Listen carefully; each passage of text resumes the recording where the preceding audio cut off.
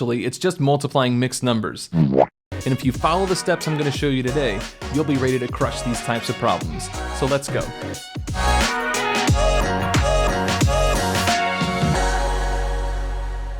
Hey guys, welcome to Grip EDU. I'm Mr. D here with you to bring you the math knowledge to help you reach the next level. Make sure you hit that like and subscribe button to help support us and help even more people get a grip on their learning. Today we're talking about multiplying mixed numbers. This lesson is going to combine a lot of skills that we've already covered here at Grip EDU, so I may go quickly through some of these steps, and if I do something that confuses you, be sure to leave a comment or click the link to the video that's right for you. Let's start by showing what most people incorrectly think you should do.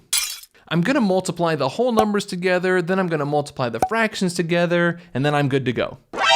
That's the wrong way to multiply mixed numbers. So let's talk about the right way to do it. To multiply mixed numbers, you need to follow a few simple steps.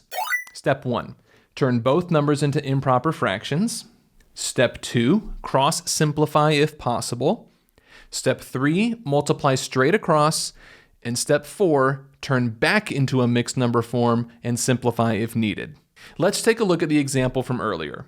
Our first step is to convert both mixed numbers into improper fractions. Remember this? Start at the denominator, then loop around. Rip. Multiply the bottom, add the top, and keep the denominator the same. So 4 times 2 is 8, plus 3 more is 11 over 4. Then 5 times 1 is 5, plus 3 more is 8. So now we have 11 over 4 times 8 over 5. The next step is to cross simplify. And this is something we covered a little more in depth in our multiplying fractions video, but let's do it here and see if it works. Remember that we're going to look at the diagonal pairs. 11 and 5, can that be simplified? Nah. How about 8 over 4? Can that be simplified? Yes, 8 and 4 are both part of the times 4s. So let's divide them both by 4 to get our new numbers. 8 divided by 4 is 2, and 4 divided by 4 is, of course, 1. Do you have to do this cross-simplifying part? No, but it will leave you with bigger, more difficult numbers at the end, so I strongly recommend doing this step.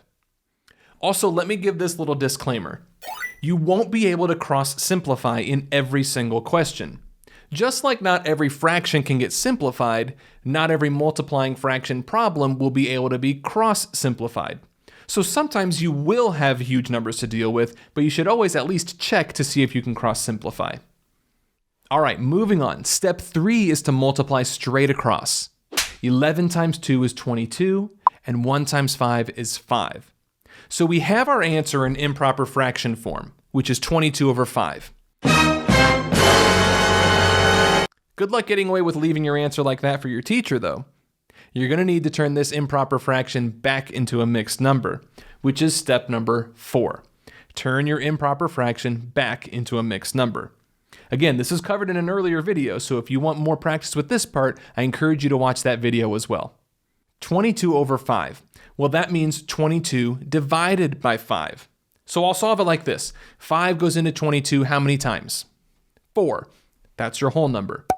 How many leftovers would there be, or what would the remainder be? 2. That's the numerator, and the denominator stays the same.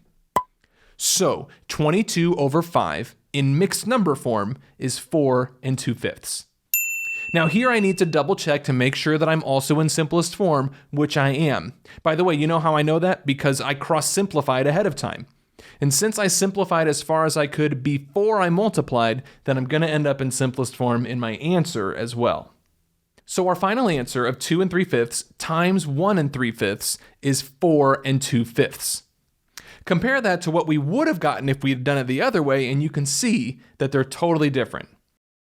All right, let's try a few more. Are you ready? Grab your paper and pencil, and let's go to the whiteboard.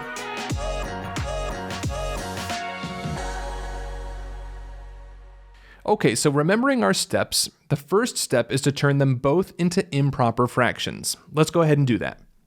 Loop around, rip, and we'll do 7 times 1 plus 3, which would be 10. And remember to keep the denominator the same. Okay, now for the other one, 4 times 1 is 4, plus 1 more equals 5. So we now have the equation 10 over 7 times 5 over 4. Now let's do step 2 and cross simplify if we can. Look at the diagonal pairs, 10 and 4. Can I simplify that pair? Sure can. They're both divisible by 2, so let's divide them both by 2. 10 divided by 2 is 5, and 4 divided by 2 is 2. Okay, and looking at the other diagonal pair, 5 and 7. Nope, no common factor there, so we can't simplify those. Now we're ready to multiply straight across. 5 times 5 is 25, and 7 times 2 is 14. All right, let's turn this back into a mixed number now to finish it off. 14 goes into 25. How many times? Just once. So we'll put a 1 for our whole number. All right, 1 times 14 is 14. So how many more would it take to get up to 25 from there? Or in other words, what would the remainder be if I did 25 divided by 14? You're right if you're saying 11. So 11 is our numerator, and once again, the denominator stays the same. So we have our final answer, which is 1 and 11/14. Whew. All right, one more. Buckle up for this one. Let's see if you're getting it. Let's do 3 and 3/4 times 3 and 1/9. Okay, first, go improper. 3 and 3/4 turns into 15 over 4. And 3 and 1/9 turns into 28 over 9. Now we'll check for cross simplifying. Okay, diagonal pairs, 15 and 9. Well, those are both part of the times 3's. So let's divide each by 3. 15 divided by 3 is 5, and 9 divided by 3 is 3. Okay, and for the other diagonal pair, 28 and 4, can that be simplified? Sure it can. They're both times 4's. So let's divide each number by 4.